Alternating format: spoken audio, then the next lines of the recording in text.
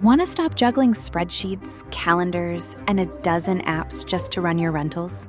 Lodgify makes it easy. It's an all-in-one toolkit for hosts. Build a direct booking website, automate guest messaging, and keep all your channels in sync. Running your rental business your way has never been simpler. And for Good Morning Hospitality listeners, you can get 20% off any yearly plan with code GMH20. Just check the link in the show notes to get started today. Welcome to Good Morning Hospitality, your one-stop shop for the latest news, noteworthy trends, and thought-provoking discussions across the industry. From hotels and short-term rentals to all things travel and hospitality, you'll find each episode equips you with the information that you need to start your week. Join us on Good Morning Hospitality every Monday, wherever you get your podcasts.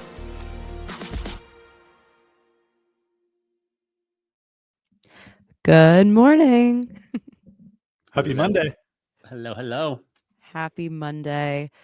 It's the new trio. I'm getting used to it, but it's so wonderful to have you with us every Monday, Jamie. Yeah, and it is I feel like getting into a new rhythm of get the kids off of school, get home, have a cup of coffee, and then it's time for GMH. Exactly. School's back. We don't have Will bringing that early morning energy with the Well and Good Morning coffee every single Monday. So I think we're each just going to have to level up our coffee intake. So got mine right here. Anybody needs it, let us know. Well, amazing. Did you guys do anything fun over the weekend? Same old here, guys. You know the drill. I had a fun weekend up in Knoxville, visiting my wife's family. So we had a mix of funeral, birthday, and lake party. So as much family as you could possibly mix into 36 hours, we did it. Wow. Sounds like an emotional roller coaster too. Yeah. Yeah. Awesome. Well, this is my last time coming to you from my camp's living room. I'm making the trek back to Miami starting today, and I'll be there tomorrow. It was beautiful in the 80s all weekend, and woke up this morning and it's 45. So it's things happen fast in the mountains. Feels like a swamp here in Alabama. So yeah. I'm ready. I'm ready for actual fall, not fake fall. Yeah, I know. It's coming. It's coming. Well, we have a bunch of really fun stuff to talk about today. Before we get into that, we have some quick words from our friends at Guesty. Thanks, you guys, and welcome to Waking Up with Guesty. I'm Keegan Cotton, the Director of Technical Program Management here at Guesty, and I'm here with my first tidbit for you, the top 5 reasons for why I think you should go to Guestival 2025. Number 1, it's hosted in Mexico City, one of the top 10 cities in the world for food. Super easy to Uber around. And if you don't speak Spanish or solo un poco, you can get around because it's a very big touristy city. So there's a lot of folks that speak both English and Spanish. Number 2, not only will we have key players from the different major OTAs that Guesty connects with, but we'll also have a number of vendors who started themselves as property managers and actually built some really impressive tools out on top of the Guesty platform to absolutely maximize their performance. Number 3, this is a big one, networking with every type of host that comes to Guestival. This isn't a stuffy conference where you get put into conference rooms and just watch from the crowd and don't talk to anyone around you. This is a networking first conference. You can meet hosts that are just getting started, that went from having a handful of properties to really managing full time. Even folks who've grown so large that they've been bringing a full team to manage on their behalf. We'll actually be facilitating roundtable discussions at the conference where you can sit across from your fellow property managers and actively discuss some of the harder hitting issues that are facing the industry today. Number 4, we'll actually have the largest PMC in the US, Casa Go, speaking at the conference, so always good to see how it's being done. And number 5, I will actually be at Guestival myself with members of the TPM team, ready to sit down with customers to go through their Guesty configuration one-on-one and make tailored recommendations for how we think you can perform best in your geo with your inventory. If you've already purchased your ticket to Guestival, we'll be reaching out a little bit closer to the event to get those meetings scheduled. And if you haven't bought your ticket to Guestival yet, after these 5 reasons, what are you waiting for? Jokes aside, we'd love to see you in Mexico City. But for now, back to the podcast. Over to you. Yeah, I'm so pumped for Mexico City. It's so fun. We're getting excited. We're going to be booking our property this week. We probably would have booked it sooner if they had a better, more flexible cancellation policy. But that leads us into our first segment, Brandy. Yeah. So you might remember a couple weeks ago or months ago now, I don't know, time is really flying by, but there was a bit of a hubbub about some releases in Airbnb's terms of service about reserve now, pay later. It seems like they were the legal teams and the PR teams were not on the same page, because now they have the official release and it is just what it says. You can reserve now and pay a little bit later, a little bit closer to your stay. And there was a lot of concerns about this, affecting hosts' predetermined cancellation rates and, putting hosts more at risk. But I think when you really look through what they're offering, it's just a way to, these are big expenses that people are paying, a couple $1,000s maybe, and it gives people some breathing room and flexibility with how they pay for that. And it only applies to the more flexible cancellation policies. So if you are somehow grandfathered into the super strict, or you have the stricter cancellation policies, it's not even offered. So no need to panic. And what I've been looking at properties for us to all stay in Mexico City, and next to the buy now, pay later from Airbnb is Klarna. So they have a competing product on their own page, one that draws it out over 12 months, Klarna, and then the buy now, pay later option with Airbnb is basically cutting it in half. So there's one payment now and then one payment in I guess 2 weeks before check-in. In this case, I don't know if it's always the same, but I don't know. I think if I didn't want to just pay now, probably going to drag it out over a number of months versus into 2 payments. But I don't know. We'd have to do the math and see what interest rate Klarna is charging versus what Airbnb is charging. And Jamie, do you know if there's any interest added on to the Airbnb's charges or no? No, it's not. It's all, and it's just delaying the payment. And so making it more flexible for you to be able to, and when it's actually going to hit your credit card. And I think what's interesting to me is and we've seen it in our data in terms of analyzing the impact of cancellation policy, of the more flexible your policy is, like all else held equal, the more likely you are to get booked. And guests like flexible policies when booking. So it's one of the first things when I'm like going over with someone, like why their listing might be not getting booked. Like, dude, you've got a strict policy. Your lead time is like 2 weeks. Like, you don't need a strict policy given your property, where it's located, stuff like that. And now this is just one more reason for someone to book a property that's either flexible or moderate, because you have this option to sort of delay payment till 2 weeks before. And when you look out there, like in the US, it's only 40% of listings that have a flexible or moderate policy. And globally, it's about 53%. So it's about just less than half the listings out there that are going to have this option. Yeah. And I think it would be interesting to see, we were talking about this backstage, but, if you have a bigger home, if you have like a 7-bedroom home, you're probably wary of having your calendar not be locked in. But if you're struggling with bookings and or like maybe seasonally, you can be a little bit more flexible. I think this is a great way. I think even just like psychologically, if you're like, okay, I can split it up into 2 payments, even if it's on the same credit card statement, it might just make you feel a bit better about paying it. Right? Yeah. This is one of those areas that hotels are eating our lunch in. Mm-hmm. Like, I won't think twice about booking a hotel 2 months out because I know I can cancel it. But getting a short-term rental in Mexico City for Guesty, we're figuring out group sizes and how big or how small or how close we want to be to the venue.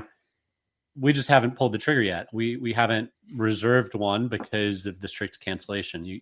Airbnb now gives you 48 hours to cancel for free, which is great. It is important. I've used that with Delta all the time. I book a flight and then realize I booked the wrong date, or I need a different time, or I'm not going to do that trip after all, go somewhere else.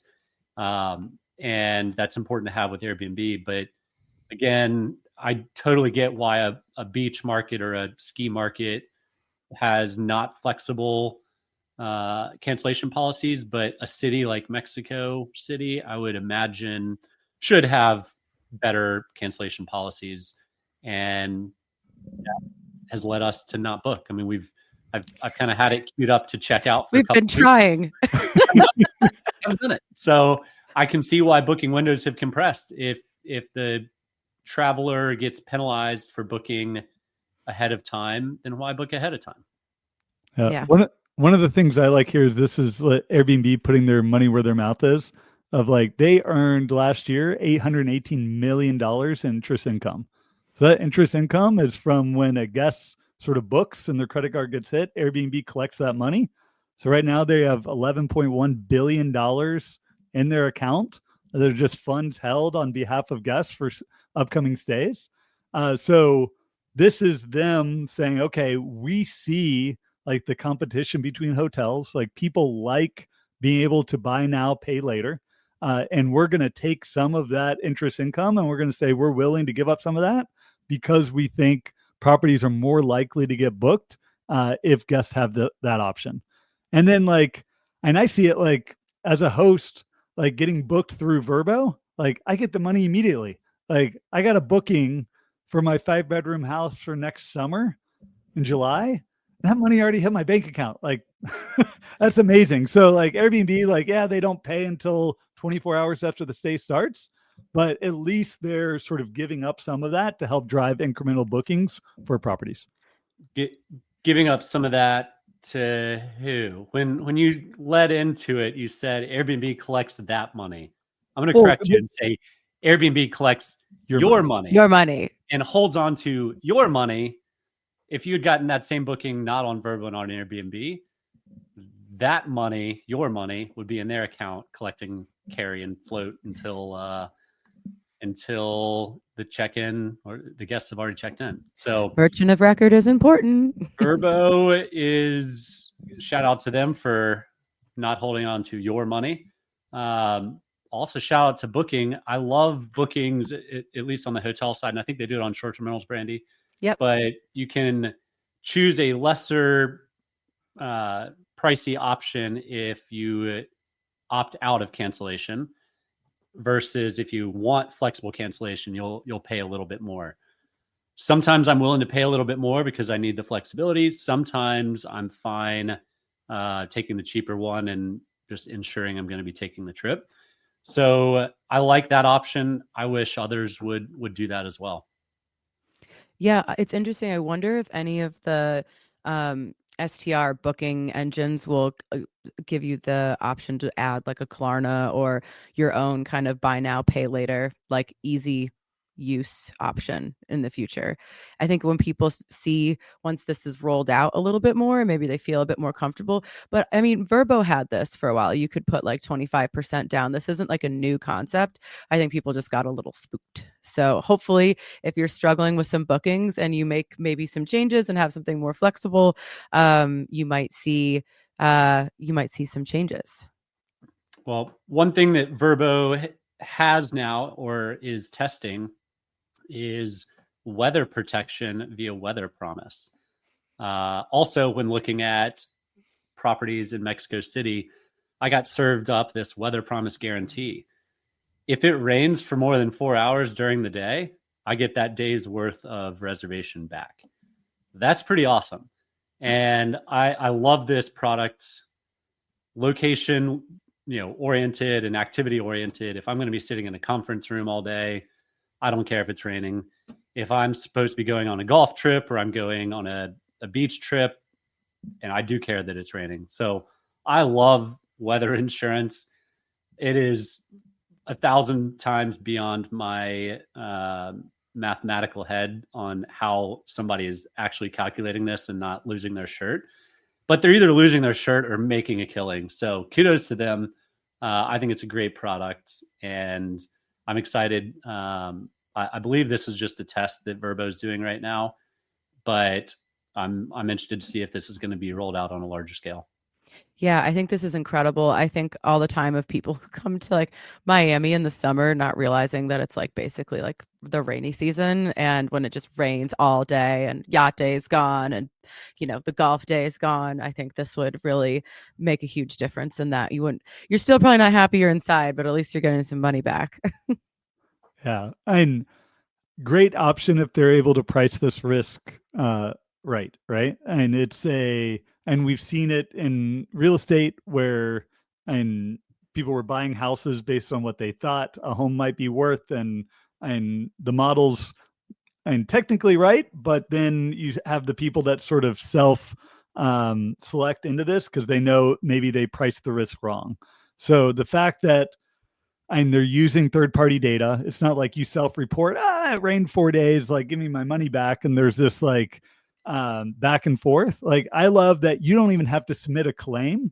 Like it's in your account. Got the data, yeah. And they're gonna say, "Oh, it rained 4 hours on this day. Like we're gonna go and put the money in your account." So it's just a different way to think about insurance. Most of the time, I don't select the insurance option because I just know myself that I'm not like even if I get a claim. I'm not going to take the 3 or 4 hours it's going to in the brain damage is going to take to go and submit that claim and actually get the money from it. 100%. I also wonder how long that automatic payment thing is going to last for. I think it's the only way you can do it. Well, I was going to say, I think at some point that might change to like, you have to at least submit the claim on your day. Cause like, I don't know, the weather might not, I don't know. That seems like too good to be true, but we'll see. This is just a giant math problem, a giant AI problem. And yeah. I mean, this company, if they've got the right actuaries, then this thing could be like a 5-person company, especially with a partnership with Expedia Vrbo doing their distribution for them. Incredible. I mean, it's again, I don't know how on earth you're going to possibly nail this, the pricing, but they're either going to be out of business in a couple of years or they're going to be $1 billion company. So yeah, agreed. I love it. I love the gamble there. Well, speaking of Expedia, they have also been on a little bit of a hiring spree, and they hired the former senior VP of design, Rachel Ben, and she was at Airbnb and Google. So this is showing, we always talk about Airbnb, really dominating in terms of design and, user experience. So this kind of signals a shift for Expedia of, taking that a bit more seriously and trying to catch up to Airbnb on the design front. So it's really the differentiator between Airbnb and Expedia. Yeah. Expedia is a great company. They've got, they just went through years of technical debt revision, but the thing that they've been grossly behind Airbnb on is the design side of things, and Booking as well. Booking is known for their A/B testing. They're really, really analytical. Expedia has just done a great job of building a solid business, and layering in an expert at design is going to be hopefully a home run for them and leads us into kind of the next decade of Expedia. Right. And remember, like Airbnb is a design company. Their founders were designs, and design is at their core. What I'm really excited is how design can solve major product issues. So what is the biggest thing and I'm looking for with Expedia and hotels.com and Vrbo is how they can integrate the products together. Like that is a design challenge at its core. Like how do you bring vacation rentals closer into the booking journey for hotel people searching for hotels? Booking is starting to do a decent job at that. Expedia, I still don't think has solved it. Obviously, they're crushing B2B. And what happens B2B? Like B2B, like you almost don't need design, right? Like it's an API connection. It's moving sort of and that inventory to other channels. So this is maybe a part of a push into their consumer side and making that experience significantly better. Do y'all remember what design was like 10 years ago? So you'd go on Priceline and then you'd get like 10 different pop-up windows. It's crazy. And so, I mean, I'm not a design guy myself. I can't imagine what design looks like in 10 years, but it's going to be significantly better than 10 pop-ups after clicking some dates on Priceline. So You're like, was I supposed to be on this website? yeah, what are all these sites? What are all these sites? Yeah, so it's great. Obviously Expedia is such an enormous company, so it's great to see that they're continuing to push and innovate, and they're really, you can feel this, I hate when everybody calls things like the wars, but you can feel this competition really heating up between all these major OTAs. And I think that, as guests, as travelers, I think that benefits us in the long run. Yeah, I'm going to be fascinated to see, going back to the weather thing, Booking tends to try things first. Airbnb, then they view Booking as a big competitor. And then Expedia just kind of slow and steady wins the race, has been their mentality. But they're coming out with some new products like the insurance, the weather insurance. I love it. Like it's a new era. Expedia, they're focused largely on the B2B, like we've talked about on the show a bunch, and they're dominating that space. So I'm excited to keep a track of everything that's going on there. Other things that are rapidly changing is the C-suite at Sonder. So we've had the CEO has resigned, Francis, beginning, I guess, in June, it says. And the CFO, who, somebody correct me if I'm wrong, joined 6 months ago, is now out. That's tough. That's not good. No, it's not good. Usually a C-suite at a publicly traded company is signing a multi-year contract. And after 6 months, that doesn't bode well for the financials of Sonder. No, I mean, they must, assuming that person got, a very good pay package and, like you said, a multi-year contract, the fact that it was not good enough or it was scary enough under the hood that they were like, yeah, well, I'm not going to jail. Yeah. Yeah. I think, we've obviously, everyone in the industry has been following Sonder's journey this whole time. And I have a lot of empathy for how difficult it is to run these businesses. And now it's a publicly traded business that probably shouldn't have gone public. And it's just, now everybody just gets to see like the inner crumblings in real time. And I don't know really how they turn this around, if that's like even possible at this point. Yeah, we still haven't had a financial disclosure for 2025. We're sitting now in August. Like, they've delayed both Q1 and Q2. So we don't have a view of what's actually happening on the financial side. And they did and consummate their sort of brand launch with Marriott. So now they're sort of bookable through Marriott. Hopefully that's helping drive incremental bookings and helping, but now they're paying for that ability. And that is real expense that's going to come in through from all of their bookings. So what I'm looking for next is probably their Costco moment. Like, what is going to be the way that is going to take them private and get them out of sort of the public eye and need for all these public disclosures to sort of bring their books, bring their profitability back. So I think now that the company's essentially run by the board, and that probably something's coming up soon. My gut, and I would have loved to have seen the contract between Marriott and Sonder. My gut is Marriott's just sitting back, licking their chops, waiting for this thing to go into foreclosure, bankruptcy, or whatever, and just scoop it up for pennies on the dollar, because it is a good product. Like, their design, their buildings, their locations, they're great. And, again, no one wants to see short-term rental companies go under. I certainly don't. We're rooting for Sonder like we were rooting for Vacasa. I think Vacasa ended up in the best possible situation, and I'm excited to see how the franchise model plays out in short-term rentals. But we could also see the franchise model play out in hotels in short-term rentals. So my guess is there's going to be restructuring, possibly bankruptcy. Who knows? This is not me talking about any financial advice on what to do with Sonder stock. So don't take it that way. Disclaimer. I don't know what legalese I should be using now, but disclaimer. Do not trade Sonder stock on anything that I say. But my guess is that Marriott is going to have a say in what happens in the long run. Yeah, I mean, I'm thinking about some of their buildings, especially like New York, London.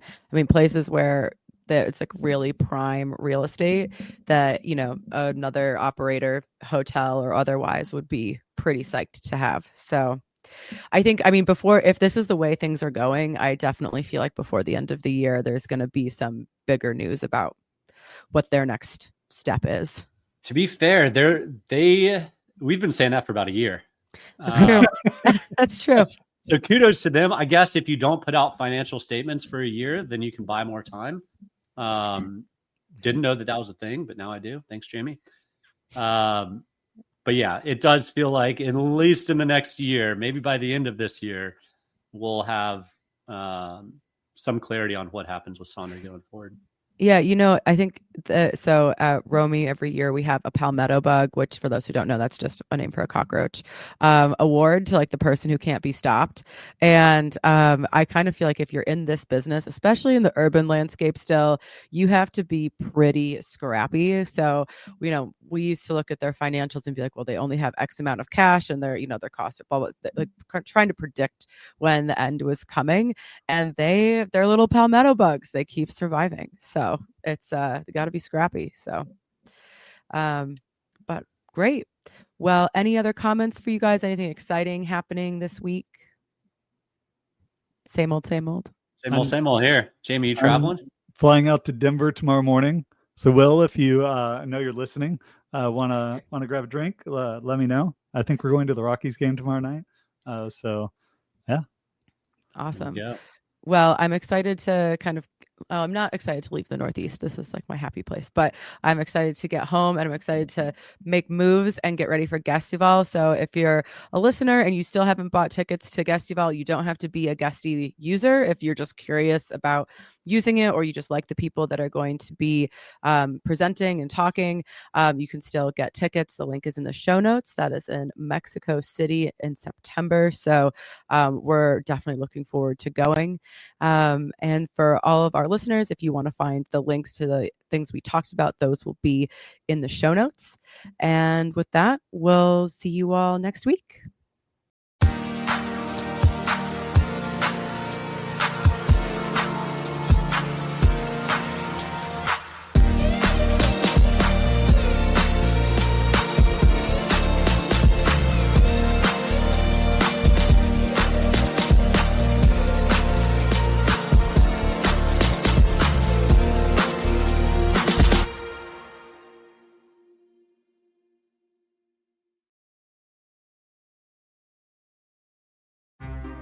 Want to stop juggling spreadsheets, calendars, and a dozen apps just to run your rentals?